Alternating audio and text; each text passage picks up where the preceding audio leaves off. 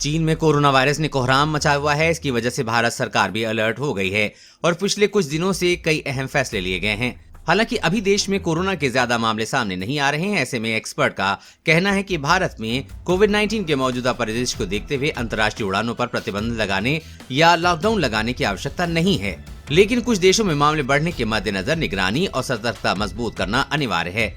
उन्होंने ये भी कहा कि कोविड-19 के गंभीर मामले आने और मरीजों के अस्पताल में भर्ती होने की आशंका नहीं है, क्योंकि भारत में लोगों में हाइब्रिड प्रतिरक्षा विकसित हो चुकी है।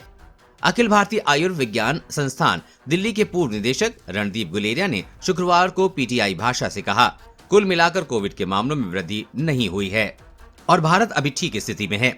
मौजूदा परिस्थितियों में अंतर्राष्ट्रीय उड़ानों पर प्रतिबंध लगाने या लॉकडाउन लागू करने की कोई आवश्यकता नहीं है।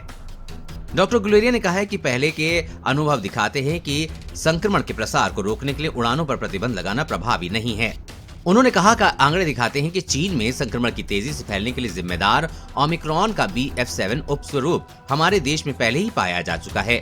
ये पूछने पर कि क्या आगामी दिनों में लॉकडाउन की आवश्यकता है, डॉक्टर गुलेरिया ने कहा, कोविड के गंभीर मामले बढ़ने और मरीजों के अस्पताल में भर्ती होने की संभावना नहीं है, क्योंकि टीकाकरण की अच्छी दर और प्राकृतिक रूप से संक्रमण होने के कारण भारतीयों में हाइब्रिड प्रतिरक्षा पहले ही विकसित हो चुकी है।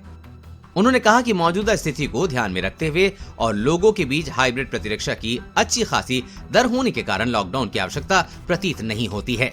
जानिए दूसरे एक्सपर्ट की राय।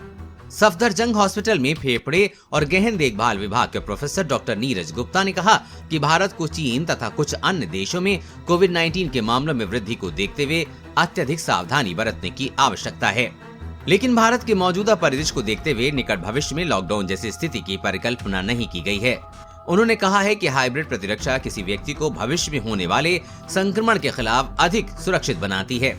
डॉक्टर गुप्ता ने ये भी कहा कि चीन अभी अधिक कमजोर स्थिति में है, जिसकी वजह कम प्राकृतिक प्रतिरक्षा, खराब टीकाकरण रणनीति हो सकती है, जिसमें बूढ़े और कमजोर आबादी के मुकाबले युवा और स्वस्थ लोगों को तरजीह दी गई।